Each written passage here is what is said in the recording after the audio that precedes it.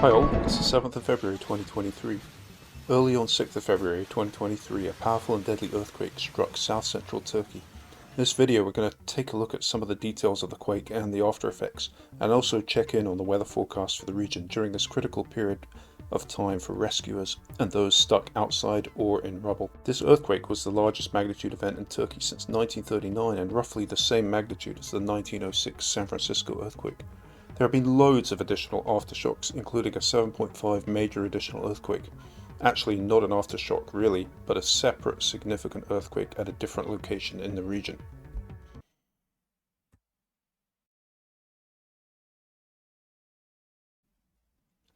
Incredible social media videos have come out of the original earthquake, and actually more of the 7.5 second quake, since by that time more people were outside and on alert. In this video during the 7.8 initial earthquake, extreme shaking gradually develops, and you can see power flashes from electrical lines and transformers, with the power then going out as the shaking becomes extreme.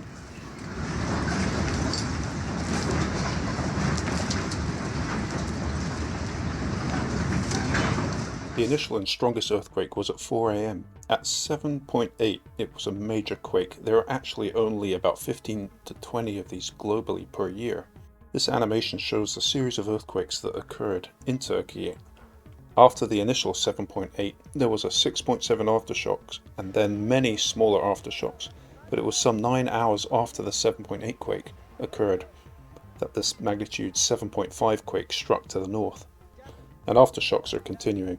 In addition to the high magnitude of the event, the earthquakes were not at great depth. The magnitude 7.8 quake was only 18 kilometers deep, which is shallow, and it means that much less of the energy released was lost before reaching the surface.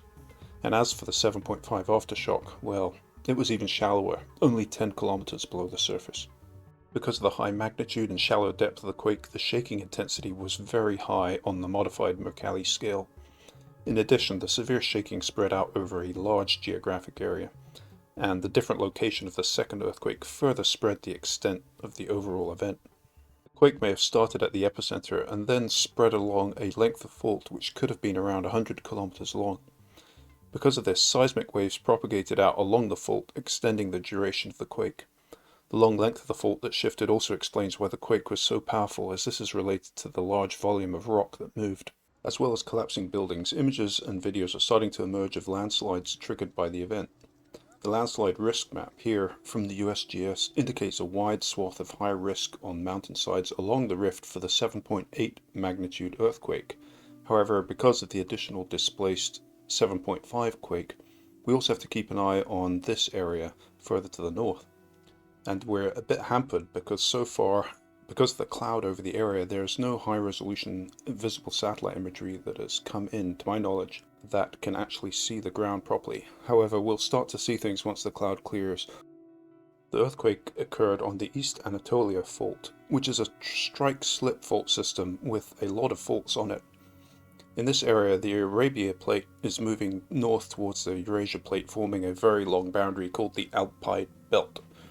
The clashing of these plates form the great mountain ranges like the European Alps, Turkish mountains, Iranian mountains, and on through the Himalayas. Turkey is moving westward, which results in the East Anatolia slip fault system in southern Turkey. In recent history, however, there haven't really been major earthquakes on the East Anatolian Fault, with the famous bigger earthquakes occurring instead on the related Northern Anatolian Fault.